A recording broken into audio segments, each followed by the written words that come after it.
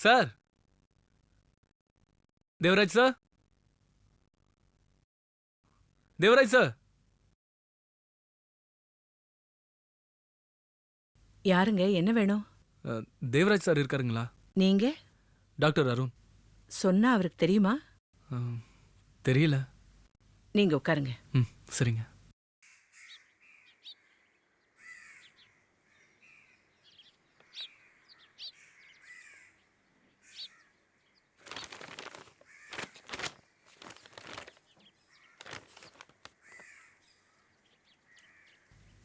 ஐயா, என்ன லட்சுமி? யாரோ டாக்டர் அருணா உங்களை பார்க்கணும்னு வந்திருக்காரு. என்ன விஷயமா? உங்களை பார்க்க வந்த யார்கிட்டயாவது என்னைக்காவது நான் என்ன விஷயம்னு கேட்டிருக்கேனா? அது சரி. டாக்டர் அருணா? யாரு? அவனா? தெரியுமா உங்களுக்கு? அவர் உங்களுக்கு தெரியாதுன்னு சொன்னாரு. அவனை நானும் பார்த்ததில்ல, அவனும் என்னை பார்த்ததில்ல. பார்த்தாதான் தெரியணுன்றது அவசியம் இல்லைல்ல. பரஸ்பரம் ஒருத்தரை ஒருத்தர் கேள்விப்பட்டாலே தெரிஞ்ச மாதிரி தானே. அப்படி தெரிஞ்சவர் தான் இவர். குற்றவாளி தானா கூண்டுக்கு வந்திருக்கான். ஐயா, காஃபி டீ ஏதாவது? அவெல்லாம் நம்ம வீட்டில் கையும் நினைக்கக்கூடாது, காலும் நினைக்கக்கூடாது. அப்புறம் எதுக்கு காஃபி?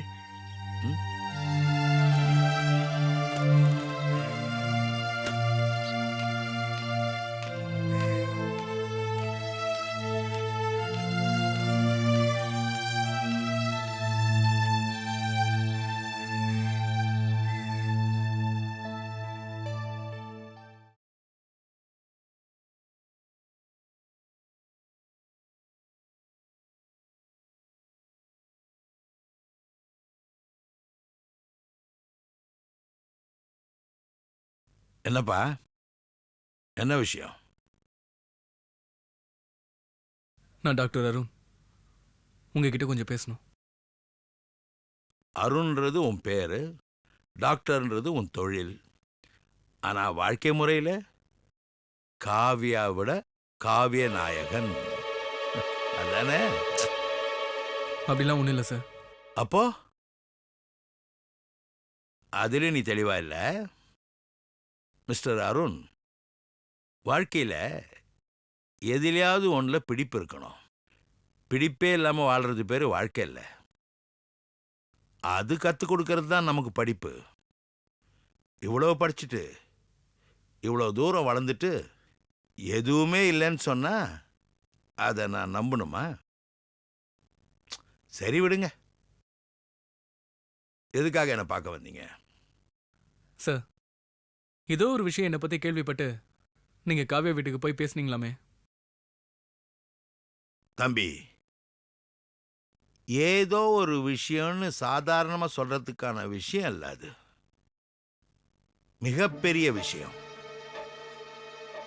மனுஷ பிறப்புன்றது சாதாரணமானதில்லை, மிக பெருசு.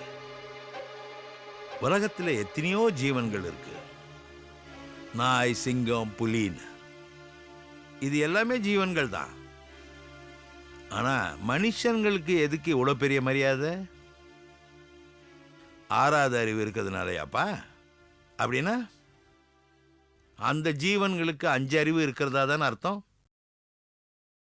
6வது அறிவு இருக்கிறதுனாலே ஒருத்தனை மனுஷன் ஏற்றுக்க முடியுமா? நல்ல பிறவிக்கும் 6 அறிவு இருக்கு, ஈனப்பிறவிக்கும் 6 அறிவு இருக்கு. அறிவுன்றது அளவுகோல் இல்லை, வாழ்க்கை முறை. நெஞ்சில் உரம், நேர்மை திறம். அப்படி எதுக்கு பாரதி சொன்னா? நெஞ்சில் உரம் ஏமாத்துறதுக்காகவா? இல்ல கள்ளத்தனம் பண்றதுக்காகவா? அதை புரிஞ்சுக்கணும். அதனாலதான் அடுத்த வரியே நேர்மை திறம்னு சொன்னான். சார், நான் அப்படி என்ன தப்பு பண்ணிட்டேன்? தம்பி, என்னன்னு கேள்வி கேட்டா எல்லாத்தையும் சொல்ல வேண்டி வரும். அவமானத்தை சந்திக்க கூட மனுஷன் பக்குவப்படணும். உனக்கு பக்குவமும் இல்லை, பயமும் இல்லை. சார் என்னென்னமோ பேசுறீங்க. அதை புரிஞ்சுக்கிட்டு நீ பயந்தன்னா மாறுவ, திருந்துவ. என்ன பண்ண போற? சார் நான் பெரிய ஃபேமிலியில பிறந்தவன். அதனால பெரிய மனுஷன் ஆயிட முடியுமா? உன் ஃபேமிலி பெருசா இருக்கலாம், தனி மனிதனுடைய கேரக்டர் அதுதான் முக்கியம்.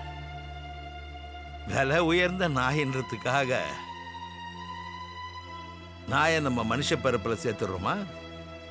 நாய் நாய் தானே. சார் ரொம்ப ஓவரா பேசுறீங்க சார்.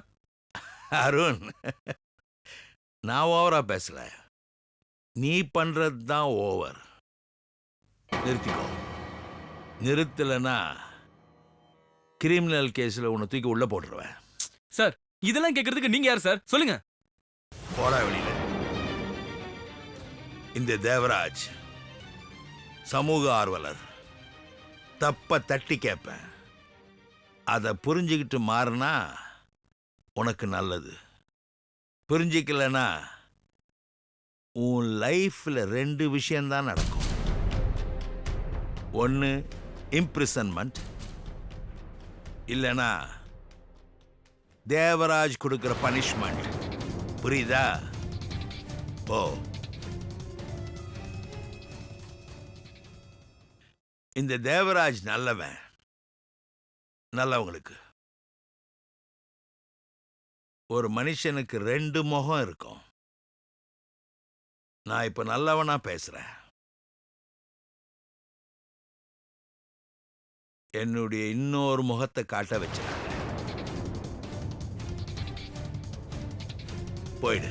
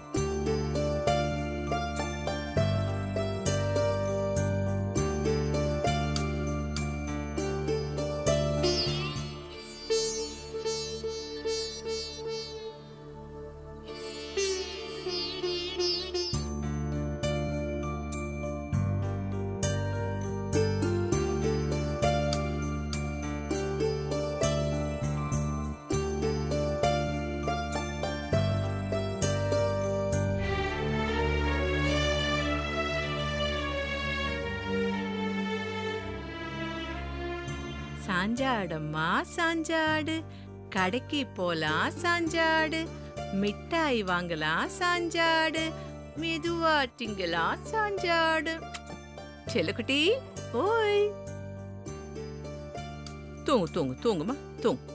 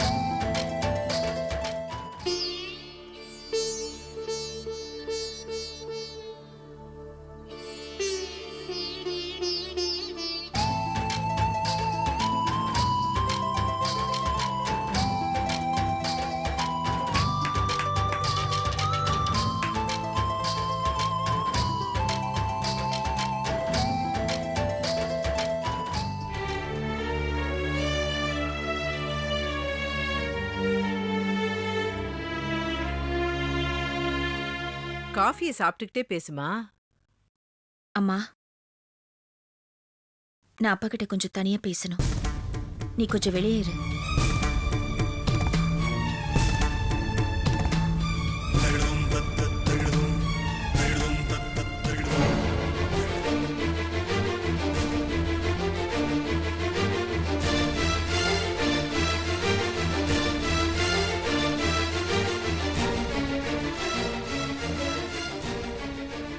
அம்மா, என்னம்மா இது? எங்க கிளம்பிட்டீங்க? என் வாழ்க்கையை நான் முடிவு பண்ணணும்ல. நீதானே போ சொன்ன.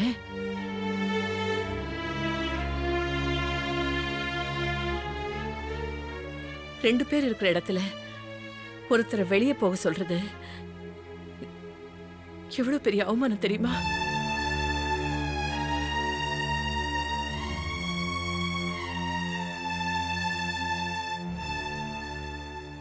இந்த கைடா உன்னை தூக்கி வளர்த்தது. இந்த கையால கொடுத்த காஃபியை வாங்க மாட்டேன்னு சொல்லிட்டு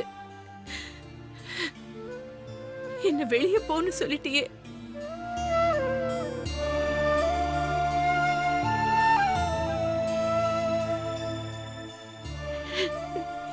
என் குழந்தை மனசு புரியாம நான் தப்பு பண்ணிட்டேன்.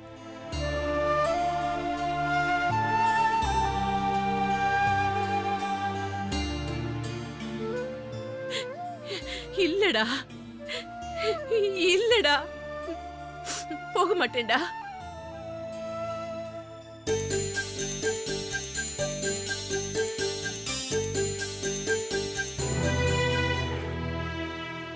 எவ்வளவு செலவானாலும் பரவாயில்ல, இன்னைக்காவது ஒரு நல்ல காஃபி போட்டு எடுத்துட்டு வா லட்சுமி.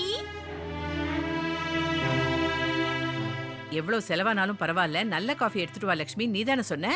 அதை விட என் அப்பா நிறைய செலவு பண்ணிருக்காருல்ல.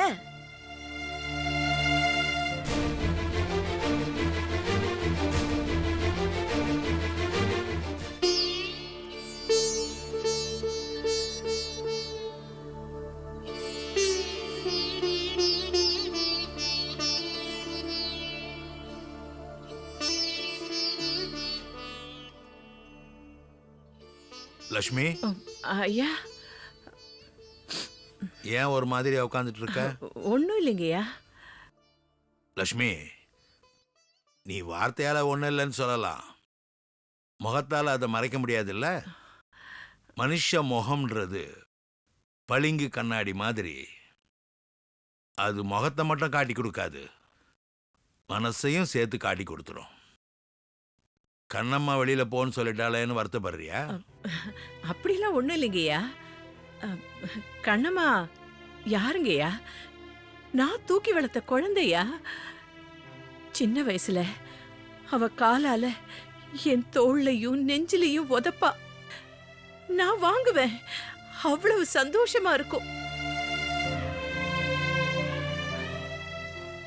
உங்களுக்கு தெரியுமாயா, ஒரு நாள், ஒரே ஒரு நாள் அவ உதைக்கலனா கூட எனக்கு தூக்கமே வராது.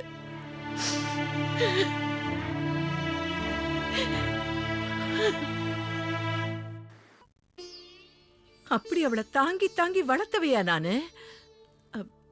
நானாயா அவ வார்த்தைக்கு வருத்தப்படுவேன்?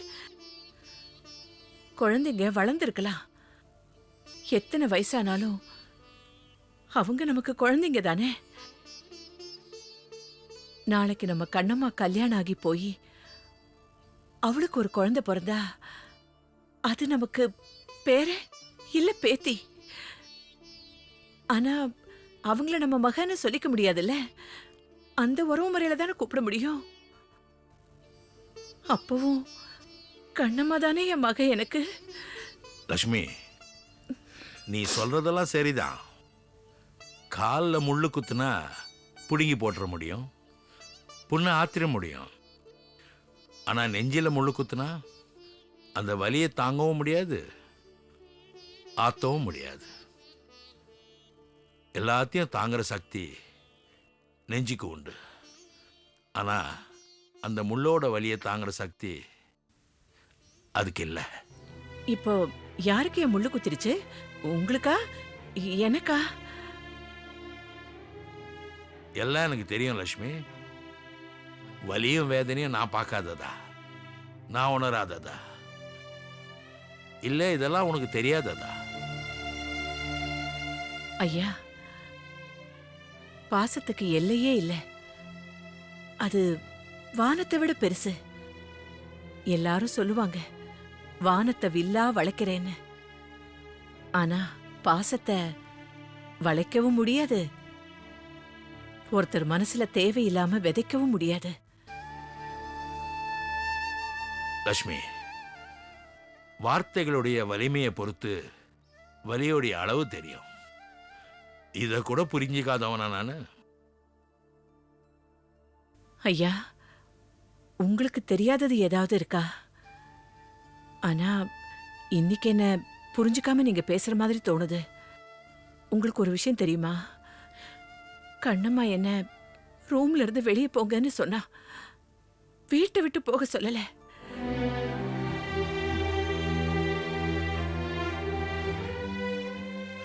போக சொன்னா நீ போயிடுவியா? என்னைய கேக்குறீங்க? அப்புறம் எதுக்கு கிளம்புன? யாரையா சொன்னா? எனக்கு எல்லா விஷயமும் தெரியும். எல்லா விஷயமும் தெரியும்னு சொல்ற, எல்லா விஷயத்தையும் புரிஞ்சுப்பேன்னு சொல்ற. இவ்வளோ நம்பிக்கை உனக்கு என் மேல இருக்கு. அந்த அளவுக்கு என்னை புரிஞ்சு வச்சிருக்க. ஒருத்தருக்கு எல்லா விஷயமும் எப்ப தெரியுமா புரியும்? தன்னை சுத்தி என்ன நடக்குதுன்னு தெரிஞ்சாதான். அது தெரியாதவன் முட்டாள்.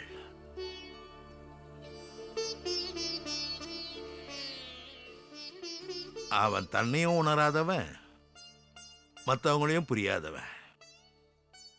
ஒரே ஒரு வார்த்தை சொல்றேன் லட்சுமி,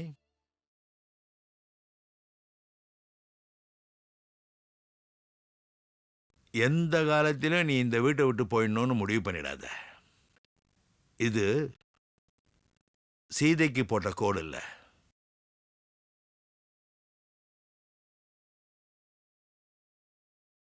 லக்ஷ்மிக்கு நான் போடுற நூல்வேலி.